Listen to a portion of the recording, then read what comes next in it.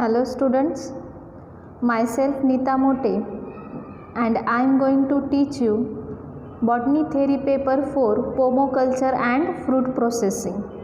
So in this paper there are two credit first pomoculture. In pomoculture we are going to learn about the scope and importance of pomoculture.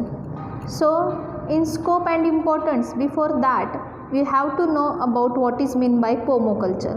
So pomoculture means there is cultivation of fruits and growing of fruit tree. ह्याला आपण म्हणतोय पोमोकल्चर. ह्यामध्ये आपल्याला बघायचं आहे की fruit tree cultivation किंवा आपण काय सांगतोय फ्रूट ग्रोईंगमुळे किंवा आपण पोमोलॉजी सांगतोय. पोमोलॉजी म्हणजे आपण काय सांगतोय सायन्स ऑफ फूड ग्रोईंग. याचं जे काही स्कोप आहे, याचं काय स्कोप आहे, याचे इकॉनॉमिकल इम्पॉर्टन्स काय आहेत हे आपल्याला बघायचं आहे. So first point is scope of cultivation of fruits. आता स्कोप जर आपण बघायचं म्हटलं तर आपण काय सांगतो, India is an ideal country for cultivation of fruit because we having a variety of soil and variety of climatic condition. Because of this we can cultivate the fruit in different variety in different region at the same time. आपल्याकडे वेगवेगळ्या प्रकारचे soil types आहेत, वेगवेगळ्या प्रकारचे tropical region आहेत, त्याच्यामुळे fruit ग्रोईंगसाठी एक ideal country म्हणून इंडिया ओळखली जाते. मग आता ह्याच्यामध्ये आपण फर्स्ट स्कोप बघतोय, need to increase production to meet dietary requirement.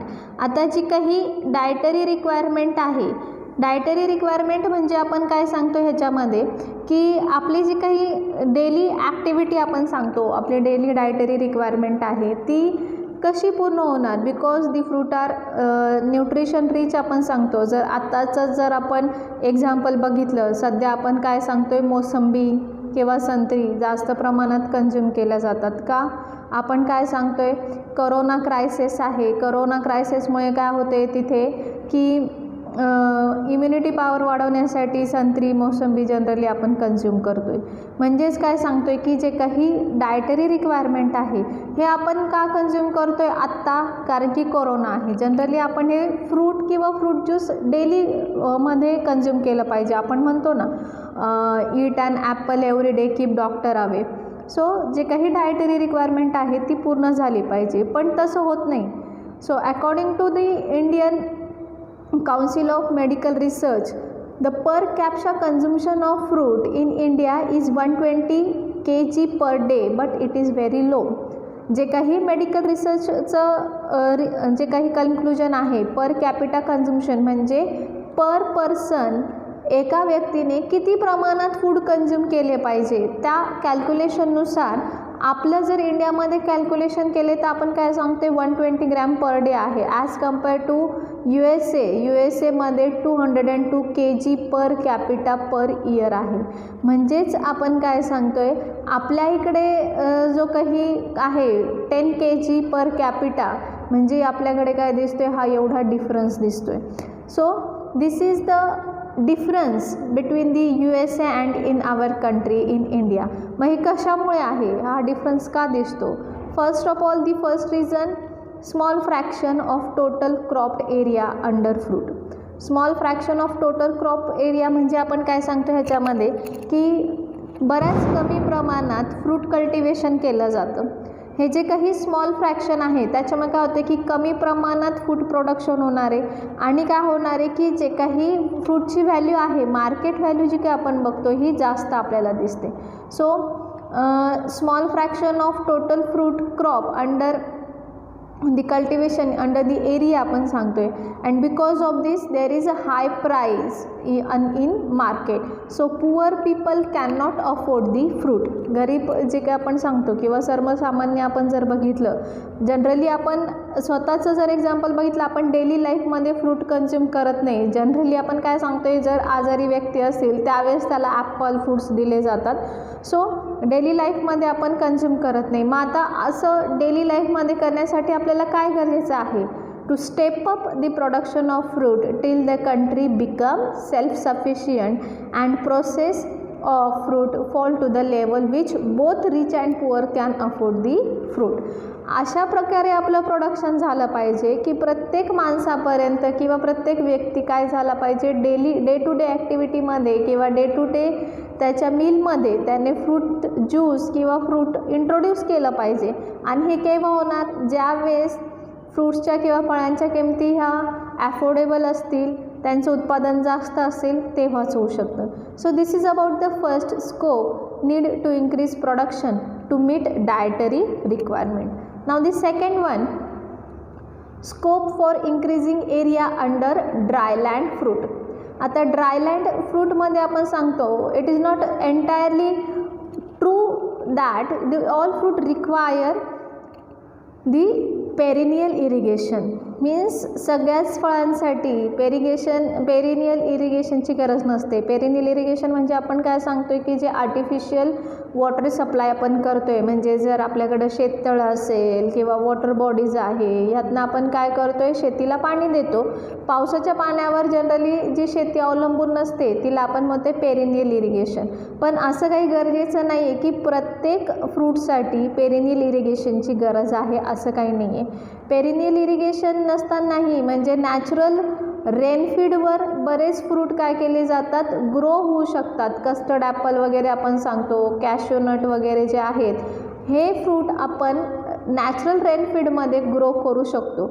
So there are about in India 86 million land is available.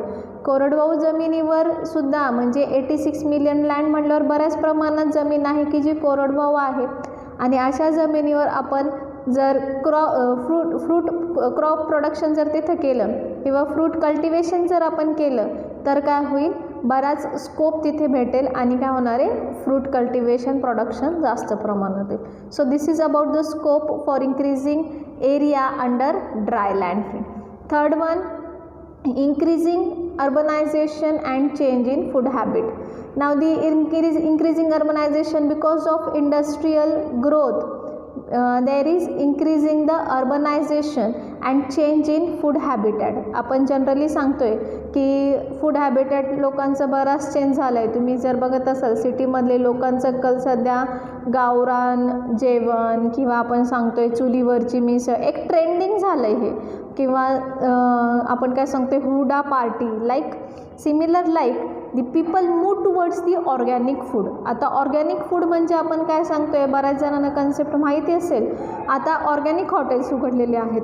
तुम्ही जर बघाल की ऑर्गॅनिक हॉटेल असतात. ऑर्गॅनिक हॉटेल म्हणजे असे हॉटेल्स असतात जे काही हॉटेल्सचे ओनर आहेत, हे ओनर काय करतात, ते स्वतः तिथे काय करतात, त्यांच्या शेतामध्ये जेवढं काही उत्पन्न असेल तेवढंच उत्पन्नात काय करायचं आहे की जे काही त्यांचं उत्पन्न असणार आहे तेवढेच प्रोडक्ट त्यांचा मेनू असेल. फॉर एक्झाम्पल त्यांच्या शेतामध्ये ग्राम आहे, मेथी आहे, पी आहे, वटाणा आहे, कॅरट आहे, मग त्यांच्या हॉटेलमधला मेन्यू काय असेल तेवढाच असेल.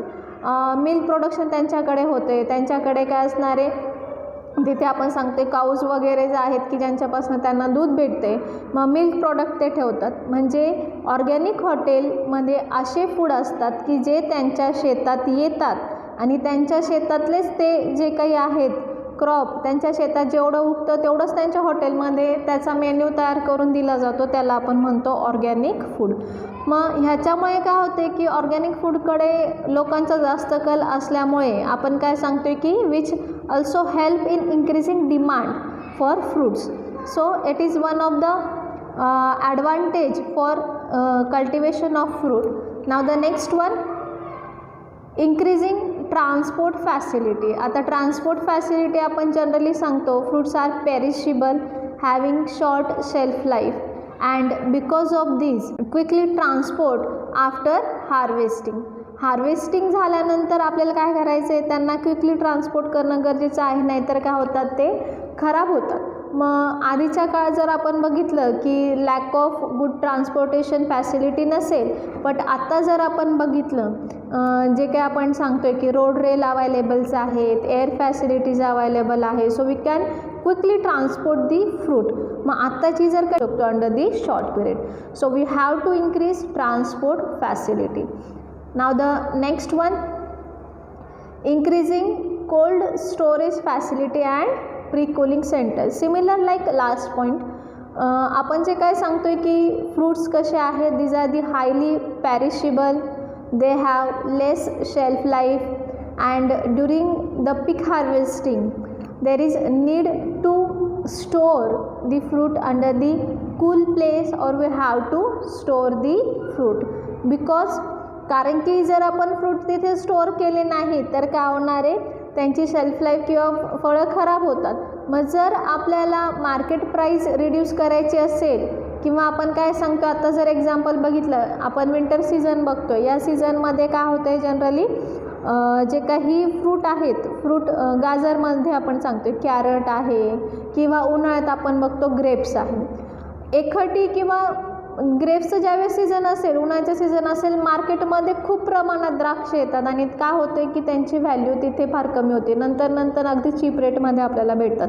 मग जर आपल्याकडे कूलिंग सेंटर असतील किंवा कोल्ड स्टोरेज प्लेस फॅसिलिटी असतील, तर आपण काय करू शकतो की ही जी काही ग्रेप्स आहेत, सगळीच मार्केटमध्ये न आणता हळूहळू आपण काय करू शकतो की मार्केटच्या गरजेनुसार आपण काय केली पाहिजे, ती सप्लाय केली पाहिजे. जी अबंडंट अमाऊंटमध्ये आहे ती स्टोअर केली पाहिजे, की जेणेकरून रेग्युलरली आपण तो सप्लाय, फक्त उन्हाळ्यापुरताच नाही तर आपण काय करू शकतो, तो स्टोअर केलेला माल आपण पुढे सुद्धा काय करू शकतो, रेग्युलर सप्लाय करू शकतो. हा एक काय होऊ शकतो, त्याच्या मागचा आपण काय सांगतोय, बेनिफिट आहे. So this is about the increasing cold storage facility and pre cooling centre. Now the next one आपण त्यामध्ये सांगतोय scope for agro based industry. आता ॲग्रो बेस्ड इंडस्ट्री जर म्हटल्या, आपण जनरली सांगतो की सध्या इंडस्ट्रियलायझेशन बरंच होतं आहे, मग त्याचसोबत जर आपल्याला एम्प्लॉयमेंट जनरेट करायचे असेल, किंवा आपण सांगतो की रोजगार जे आहेत, बऱ्याच आपण सांगतो बेरोजगार आपल्याला दिसते. जर आपण ॲग्रो बेस्ड इंडस्ट्री ओपन केल्या तर बऱ्याच लोकांना काय भेटू शकतो, तिथे रोजगार भेटू शकतो आणि आपली इकॉनॉमिक कंडिशनसुद्धा काय होत असतात, ते वेल डेव्हलप होईल. नाव the next one, development for new techniques. आता न्यू टेक्निक्स डेव्हलपमेंटमध्ये आपण सांगतो आहे की जनरली आपण सांगतो की शेतीमध्ये, किंवा आपण सांगतो आहे फळांच्या कल्टिवेशनमध्ये, फ्रूट कल्टिवेशनमध्ये बऱ्याच गोष्टी असतात. न्यू टेक्निक आहे, आपण ग्रोथ ऑफ रेग्युलेटर, तिथे ग्रोथ रेग्युलेटर आपण यूज करतो. फॉर एक्झाम्पल आपण बनानाज किंवा फ्रूट रायपनिंगसाठी बरेच तिथे रेग्युलेटर वापरले जातात. इन सिटू आहे, डीप इरिगेशन आहे, टिश्यू कल्चर आहे, हॉर्टिकल्चर प्रॅक्टिसेस आहे. मग अशा जे काही आपण प्रॅक्टिसेस जर केल्या, न्यू टेक्निक्स आपण जर इंट्रोड्यूस केल्या, तर ह्याच्यामुळे काय होणार आहे की नव्या टेक्निक जर आपण तयार केल्या तर which help in increase the productivity and of fruit under the land. म्हणजे जर चांगल्या फॅसिलिटी असल्या तर काय होणार आहे की प्रत्येकजण काय करू शकतो, तिथे फ्रूट कल्टिवेशनमध्ये इंटरेस्ट दाखवू शकतो आणि काय होणार आहे, तिथे फ्रूट प्रोडक्शन आपलं इन्क्रीज होऊ शकतं. Next one, evaluation of new high yielding variety and introduction of new crop. मग आता जे आपण काय सांगतो हाय इल्डिंग व्हरायटी, आपल्याकडे आपण सांगतो की बऱ्याच टेक्निक आहे आणि आपण काय करू शकतो की ओरिजिनल जी काही स्पेसिस आहे तिच्यापासून आपण नवीन स्पेसिस तयार करू शकतो की जी हाय इल्डिंग व्हरायटी असेल. एक्झाम्पल जर आपण बघितलं, पोमोग्रेनेट आहे, पोमोग्रेनेटची जर व्हरायटी जर आपण बघितली, गणेश P23 या स्पेसिस किंवा आपण व्हरायटी सांगतोय, P26, G37. मँगोमध्ये जर आपण बघितलं, Ratna, Amrapali, Sindhu. Grapes, Thompson seedless grapes. गव्हामध्ये आपण सांगतोय Sardar and L49. So these are the variety which are having the specialized character, like these are the disease resistance, pest resistance and high yielding variety. So because of this character, जर आपण अशा प्रकारे जर नवीन variety तयार करत गेलो, म्हणजे paste resistance आहे, म्हणजे काय होणार आहे, फ्रूट कल्टिवेशनच्या ड्युरेशनमध्ये फ्रूटला काय होणार आहे, आपल्याला पेस्ट कंट्रोल करायची गरज नाही आहे, म्हणजे आपलं जे काही नुकसान आहे ते त्यामध्ये होणार नाही. डिसीज रेजिस्टन्स आहे, म्हणजे त्याच्यावर कोणता रोग पडणार नाही. ह्या ज्या काही फॅसिलिटी हाय इल्डिंग आहे, म्हणजे आपल्याला जास्त उत्पन्न भेटेल.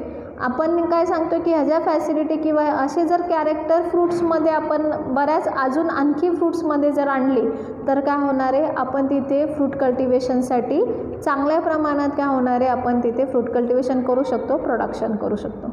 So this is about the evaluation of new high yielding variety and introduction of new crop. Now the next one, government incentive. आता गव्हर्मेंट इन्सेंटिव्ह जर आपण बघितलं तर जनरली शेती किंवा आपण सांगतोय फळं वगैरे cultivation, fruit cultivation, it is not easy. So we have to take a loan from the government or bank. So to increase the fruit production, government run the different program. So under this program there is 100% subsidy for marginal farmer. म्हणजे गव्हर्मेंटने काय केले, fruit development होण्यासाठी त्यांनी बऱ्याच scheme काढल्या आहेत. मग ह्यामध्ये 100% सबसिडी आहे मार्जिनल फार्मरसाठी. देन अगेन बॅकवर्ड जे काही कम्युनिटीज आहेत त्यांच्यासाठी सुद्धा ते काय करतात, ते 100% सबसिडी देतात. ते 70% subsidy for establishment and maintenance of fruit for 3 year. ह्यासाठी सुद्धा काय दिली, त्यांनी 70% सबसिडी दिली. म्हणजे गव्हर्मेंटकडनं पण बरेच प्रोग्राम रन केले जातात की जेणेकरून फ्रूट प्रोडक्शन तिथे जास्त झालं पाहिजे, कल्टिवेशन ऑफ फ्रूट तिथे जास्त झालं पाहिजे. नाव the next one, scope for export of fruit.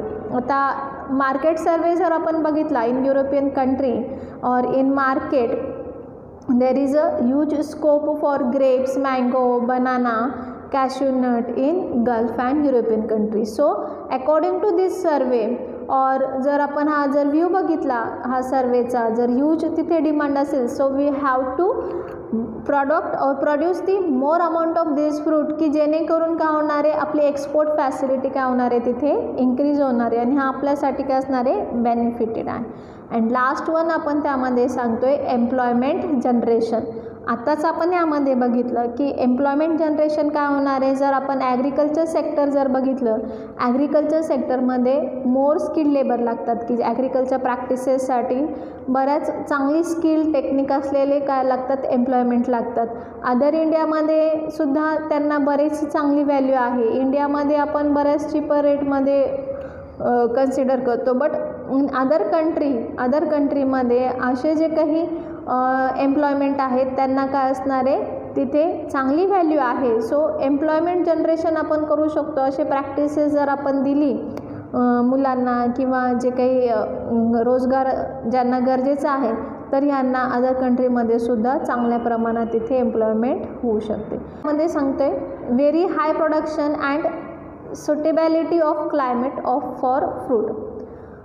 So आत्ताच इंट्रोडक्शनमध्ये आपण बघितलं की जे काही फ्रूट वगैरे आपण सांगतो, compare to the productivity of pulses and cereals, the same price किंवा सेम पीस ऑफ लँडमध्ये आपण काय करू शकतो, डायव्हर्स क्लायमॅटिक कंडिशनमध्ये आपण काय करू शकतो, फ्रूट कल्टिवेशन करू शकतो. Because we are having a different soil type, tropical climate, temperate climate आहे, सब ट्रॉपिकल क्लायमेट रिजन आहे.